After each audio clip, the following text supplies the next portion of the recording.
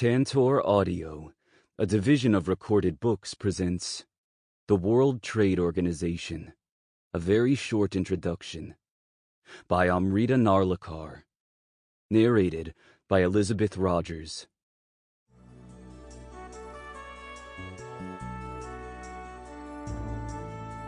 Preface. For an apparently small organization dealing with abstruse trade matters in Geneva, the World Trade Organization, WTO, arouses surprising levels of popular interest, emotions, and high drama. At the last high-level meeting of the WTO at Cancun in 2003, non-governmental organizations staged massive anti-WTO demonstrations. Participating countries threatened to walk out of the conference, and a South Korean farmer committed suicide to show just what he thought of the WTO's rules on agriculture. Nor was Cancun unusual in any way. Most ministerial-level meetings of the organization have come to be associated with impassioned protests and angry mobs. There is no dearth of books and research papers that offer detailed economic and legal explanations and interpretations of the agreements of the WTO. There are also many papers written by civil society activists, some less judiciously researched than others, for the purposes of policy advocacy. But analyses that focus on the politics of the WTO are rare to find. This book seeks to fill this gap in the literature and tries to get to the heart of the WTO as an international organization and the politics that underlie its origins, functioning, and evolution. Two features of this book are worth highlighting. First, my central approach to the study of the WTO as an international institution is through the lens of negotiation process.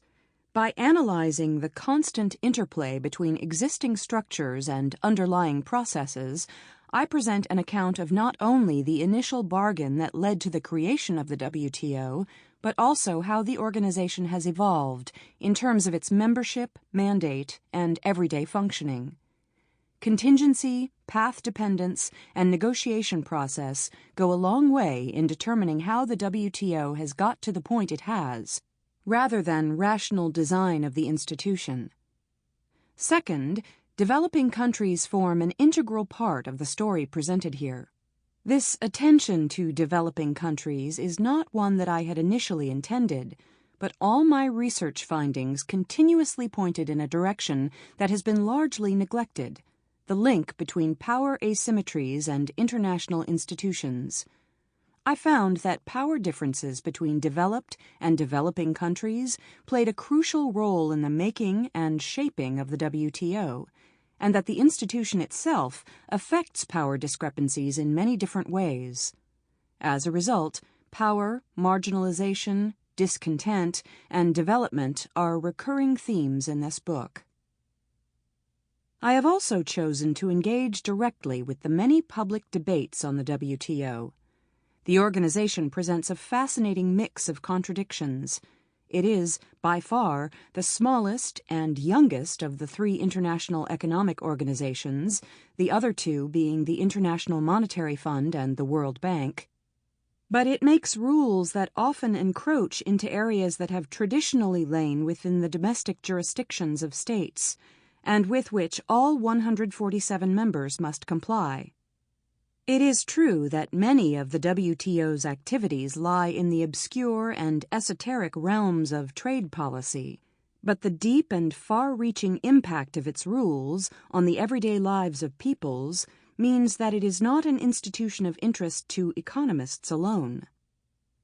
On paper, the WTO has the most democratic procedures of the three economic organizations. In practice, the WTO has come under immense criticism for its almost English club atmosphere and exclusionary meetings. The WTO is simultaneously accused, in broadsheets and elsewhere, of not doing enough and of doing too much. Some argue that the WTO should cover issues of labor, gender, and development, while others view its already expansionist tendencies with alarm. Contradictory proposals for institutional reform abound. The WTO is adored by some and vilified by many. By presenting an account and explanation of the evolution, purpose, and political workings of the WTO, it is hoped that this book will help the reader to better navigate the murky waters of international trade politics. Acknowledgements. While conducting research for this book, I have relied extensively on interviews with trade negotiators and international bureaucrats from the United Nations Conference on Trade and Development and the World Trade Organization. They are too numerous to name here, and many sought anonymity for obvious reasons. I am extremely grateful to them for so generously sharing their experiences and concerns with me. I owe a special debt of gratitude to John Odell and Diana Tussey for many long and inspiring conversations about trade politics over the years. Their guidance has had a long-lasting and invaluable impact on my research, and every discussion with them has been as enjoyable as it has been enlightening and memorable. I am equally indebted to Andrew Hurrell and Desmond King for many stimulating questions and ideas that we explored together in the pleasant environs of Newfield College. Without their intellectual support and encouragement, this project might not have come through. Colleagues and friends contributed to the book in crucial ways, reading and commenting on the manuscript, or parts thereof, engaging in fruitful exchanges on the subject, and providing moral support. In particular, I would like to thank Ewan Harrison, Conrad Banashek, Theo Farrell, Steve McGuire, and Meta Eilstrup Sangiovanni. Alan Renwick gave the book a running start and then stood by me throughout, providing detailed and constructive suggestions on the manuscript. I am thankful to all the institutions that supported this project. The Newfield Foundation funded my research leave, and I am especially grateful to the trustees and Louis Burgess for their constant interest and support. Library facilities at the Bodleian were critical in the early stages of the project, as was my research affiliation with the Center for International Studies, University of Oxford. Excellent infrastructure and supportive colleagues at the Center for International Studies in Cambridge and at Newnham College provided the ideal milieu for its completion. Here, a special note of thanks is extended to Chris Hill, Honora O'Neill, and Terry Apter.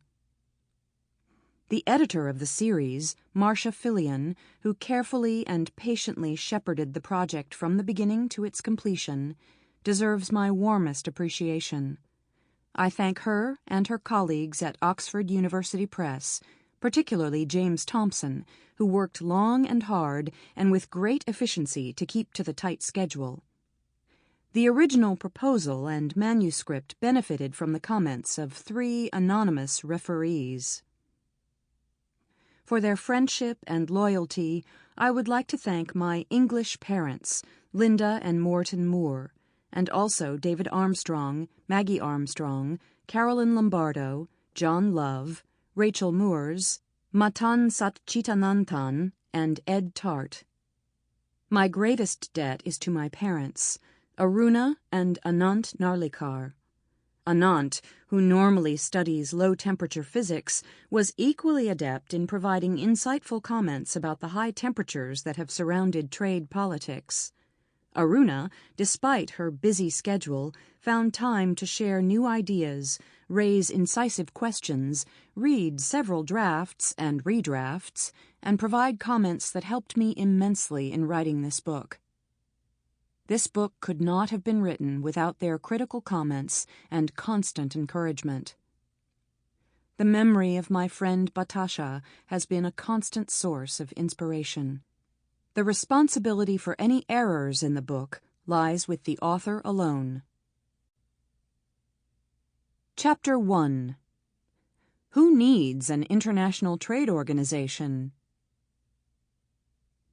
For a relatively youthful organization concerned with esoteric trade affairs, the WTO has already aroused unprecedented fury and passion. The extent to which controversies about the WTO have entered into the public domain was most graphically illustrated in the popular demonstrations at the Seattle meeting in 1999. At the Cancun meeting in 2003, these passions showed little sign of abating. Given the anger the WTO has generated, in this chapter we ask the question, who needs an international trade organization anyway? Is there a case for an international trade organization? To make a case for or against an international trade organization, we need to identify the role that such an institution might be expected to play in the global economic system. The agreement establishing the WTO commits its member states to a variety of noble objectives: improved standards of living, full employment, expanded production of and trade in goods and services, sustainable development, and an enhanced share of developing countries in world trade. The agreement further commits its members to contribute to these objectives by entering into reciprocal and mutually advantageous arrangements directed to the substantial reduction of tariffs and other barriers to trade and to the elimination of discriminatory treatment in international trade relations. The WTO as an institution is clearly committed to trade liberalization. It is worth emphasizing that this commitment is not an end in itself, but is seen as a means to achieving the broader social ends mentioned above.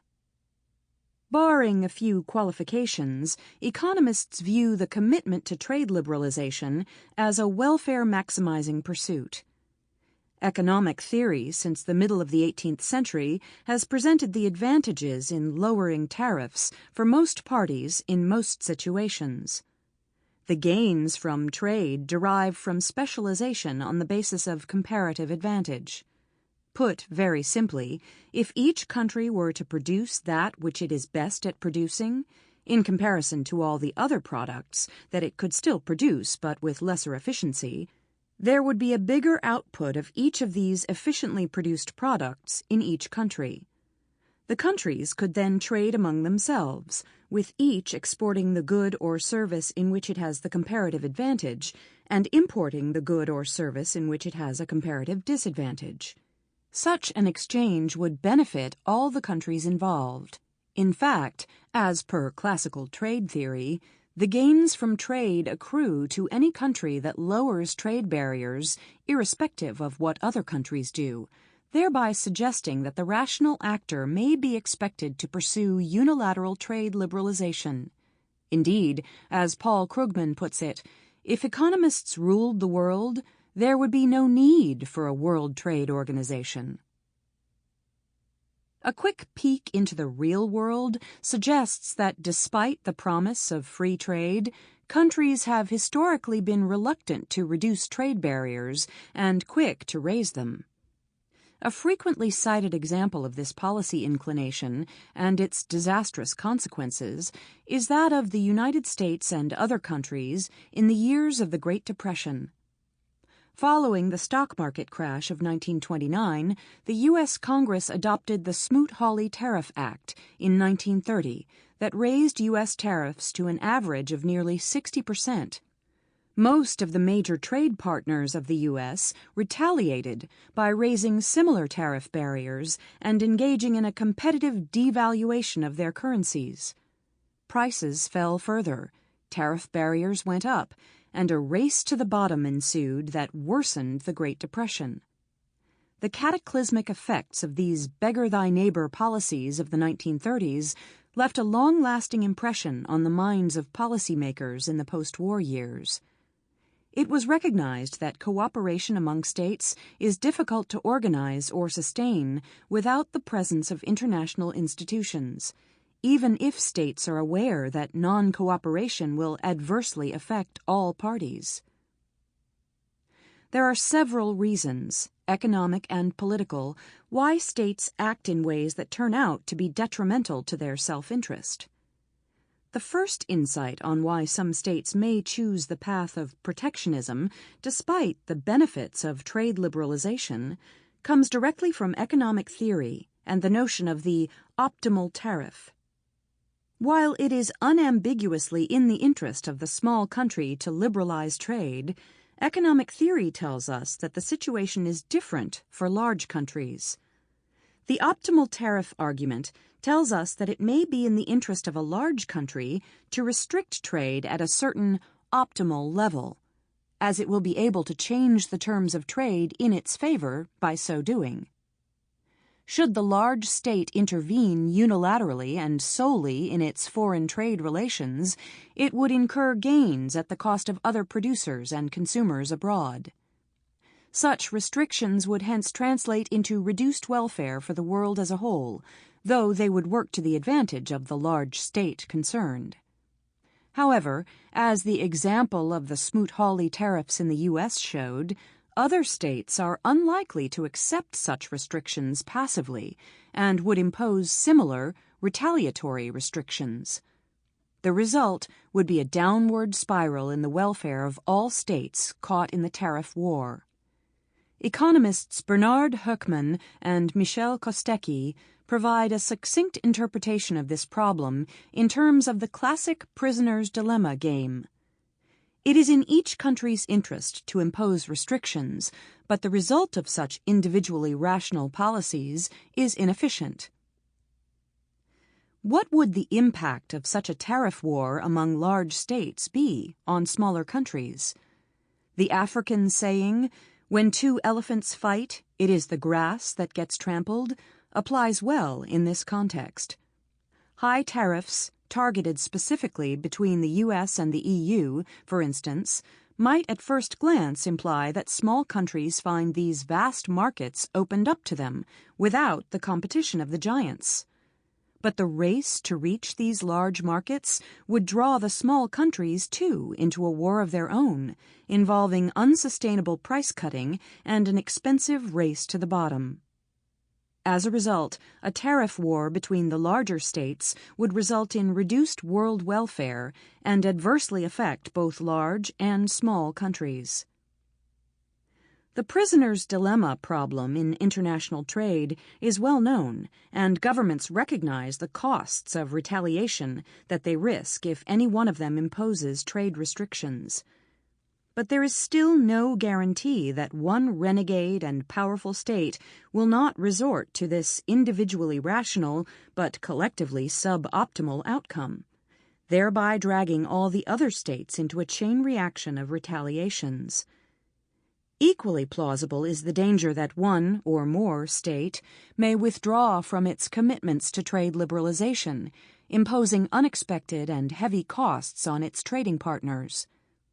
The plausibility of these risks often acts as a deterrent for most states from committing to trade liberalization. The best way of preventing such a mutually destructive situation from emerging is by ensuring that countries commit to trade liberalization on a reciprocal basis. Reciprocal trade liberalization increases the gains from trade by further expanding the output to be traded. But more importantly, if countries have some mechanism of binding themselves and each other to commitments on tariff reductions, the risk of a retaliatory trade war, akin to the 1930s trade war, is reduced. Herein lies the logic of multilateral trade liberalization. An international trade organization establishes rules of reciprocity on a generalized basis across 3 or more countries, and thereby multilateralizes reciprocity. By monitoring and enforcing these rules, the Multilateral Trade Organization guards against cheating and defection by member countries. Indeed, the raison d'etre for most international organizations across most issue areas lies in a similar logic. Besides facilitating international cooperation, institutionalized rules of reciprocity, monitoring, and enforcement in a multilateral trade organization also offer some important political advantages to member governments. Trade liberalization may improve overall national welfare, but it also entails disruptive distributive consequences within societies by producing losers and gainers. Political economists have pointed out that the greatest losses from liberalization accrue to import-competing industries, whereas the biggest gains accrue to consumers. One might expect the consumer interests gaining from the liberalization to balance out against the protectionist producer interests that stand to lose. But the problem with such a distribution is that producer interests tend to be far more concentrated, organized, and vocal than consumer interests. Multilateral liberalization opens up several foreign markets and thereby ensures that domestic firms seeking foreign market access will balance out against the protectionist firms. The process of trade liberalization becomes not only economically beneficial, but also politically feasible. Adherence to the rules of an international trade organization also serves an important domestic imperative for governments by allowing them to resist protectionist demands. When faced with such pressures, particularly when the going gets tough and interest groups are demanding a reversal of liberal policies, governments can claim that their hands are tied by appealing to the international codes of conduct of the organization with which they are bound. The fact that the particular government had taken on its liberalization program within the auspices of a multilateral trade organization means that reneging on those commitments will have punitive consequences of various types. Depending on the nature of the organization and its enforcement mechanism, these consequences could range from international disapproval to compensating all the members for the costs they incur as a result of the particular country's action, to direct retaliation. Indeed, governments frequently appeal to such rationales to justify unpopular actions that are supposed to have longer-term benefits, and not simply in trade matters, by claiming that their international commitments bind them to act thus. It is not surprising that across developing countries, many of the programs of economic reform and restructuring in the late 1980s to early 1990s, particularly those involving some difficult distributive consequences, were taken on in the shadow of the international economic organizations. All the benefits of having an international trade organization noted so far apply to countries irrespective of their economic size and bargaining power. But developing countries have an additional set of stakes in the existence of such an organization. It is now a generally accepted argument in international relations theory, first put forth by Stephen Krasner in 1985, that weak states seek rules-based, authoritative international regimes. Such regimes introduce a greater measure of certainty in international relations and thereby help mitigate a rampant abuse of power by stronger states. This certainty is a valuable resource for developing countries, which have limited resources and can put them to better use if the rules of the game are established. The regulation of international trade through a multilateral trade organization further provides developing countries one of the few safeguards that they have against arbitrary arm-twisting by the powerful. Unlike in a bilateral context, developed countries cannot easily renege on their commitments in a multilateral institution. If they do so, they must face the penalties that follow from breaking international rules. And finally, the existence of a multilateral trade organization provides developing countries with an important institutional context within which they can build coalitions and thereby improve their bargaining position. As a result, developing countries tend to prefer more defined rules and greater enforcement capacity in the institution administering those rules. With the caveat, of course, that much depends on the nature of the rules and who actually administers them. A multilateral trade organization can present the most rigorous codification of rules. It may be safe to say that, especially if a country is small and weak, its international economic life without an international trade organization would be nasty, brutish, and short. Defining developing countries. For many years now, academics have been engaged in a debate on the concept of the developing world. Many have argued that the concept has been rendered obsolete due to the increasing differentiation among developing countries.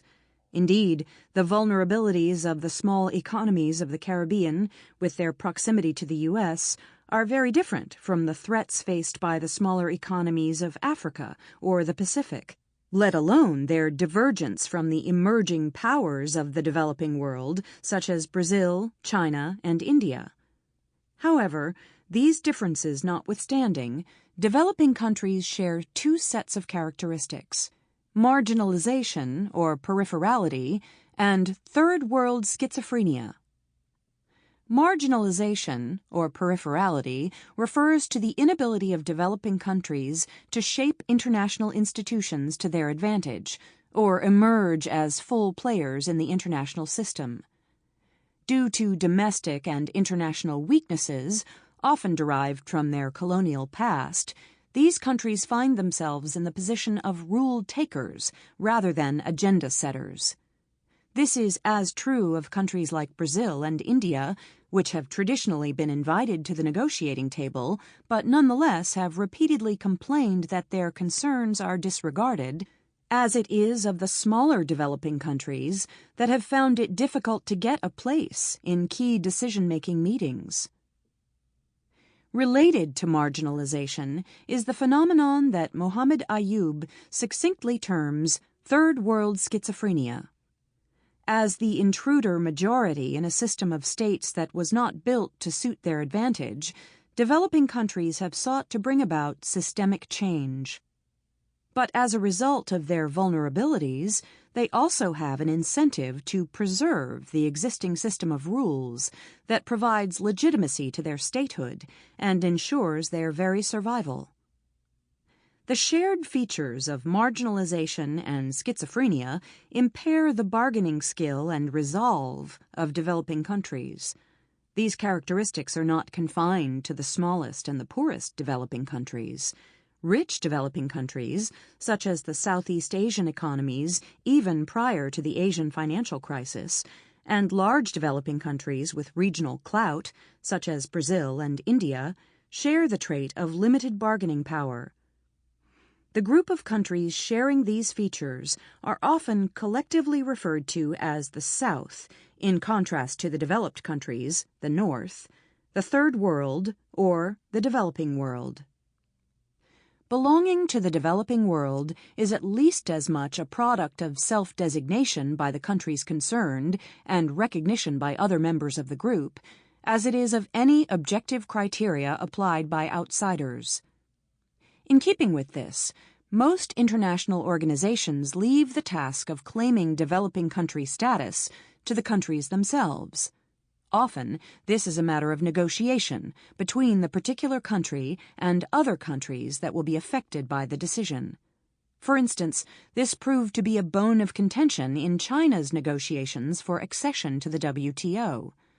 China claimed developing country status, which would allow it to use special provisions reserved for developing countries, such as longer transition periods in the implementation of certain rules.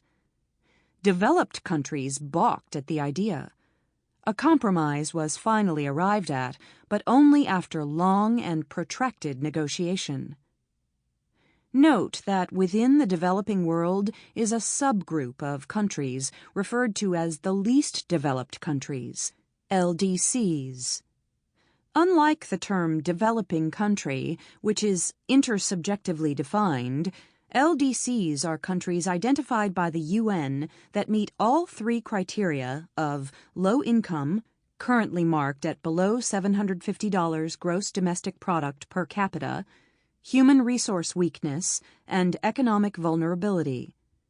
In 2003, Senegal was added to the list of LDCs, making a total of 50 countries. Modeling a multilateral trade organization, the ITO and the GATT, or GATT. While the previous section has argued strongly in favor of a multilateral trade organization, this does not amount to a defense of the World Trade Organization. An international organization can take a variety of shapes and may be guided by a spectrum of rules that have far-reaching implications for international power and wealth distributions. In this section, we briefly examine... Sample complete. Ready to continue?